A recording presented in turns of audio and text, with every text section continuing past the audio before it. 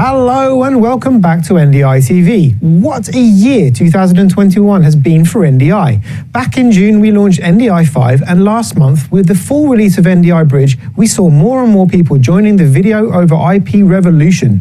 One area we've yet to explore in NDI TV is the evolution of NDI in displays and monitors.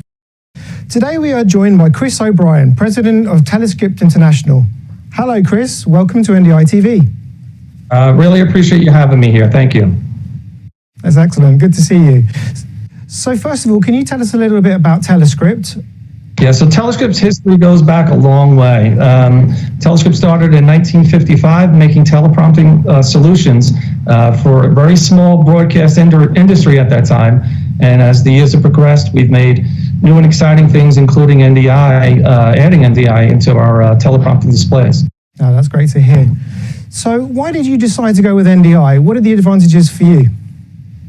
Yeah, that's a great question because, what we wanted to do, and we're always looking to do, is provide that person who's sitting in the seat, whether they're running the prompter or the person who is actually looking into camera, reading the prompter, getting them the best possible tools, the most reliable tools.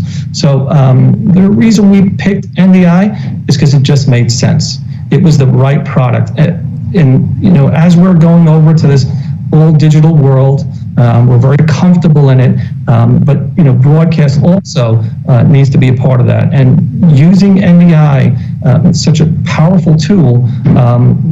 There was no other option once we looked into the strength of NDI.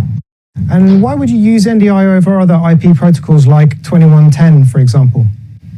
Yeah, that's a great question because, in our industry, especially at the broadcast level, like why do we do? Why are we looking 2110? Why are we looking NDI?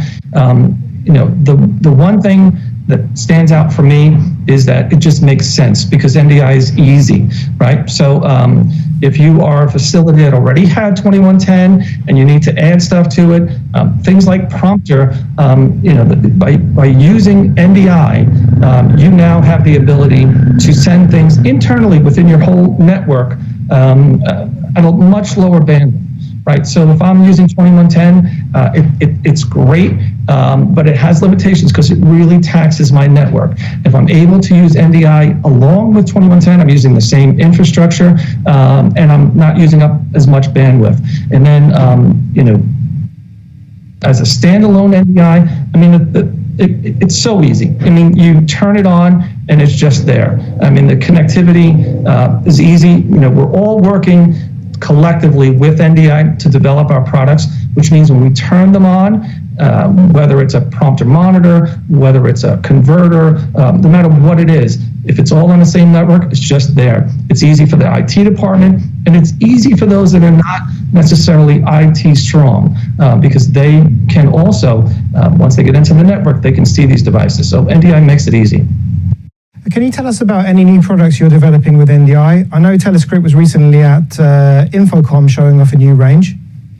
Yeah, so our teleprompter monitors, I'm really, really proud of what we have. So, our displays have the traditional, SDI and analog and HDMI and all that other stuff, but it also now includes NDI. And the thing that I think stands out about our displays is that let's just say, because I've been in the studio, and one of the things that's a little bit frustrating is if I have to make a connection or if I have to make a change or I have to do something.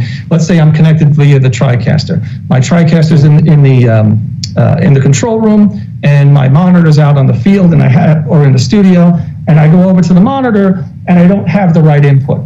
So with our displays, we have a little button on the side, and if you push the button, it'll cycle through to the next available NDI signal. So effectively, I can walk over and be anywhere and be able to see everything that's on my network just cycling through on the buttons on our displays.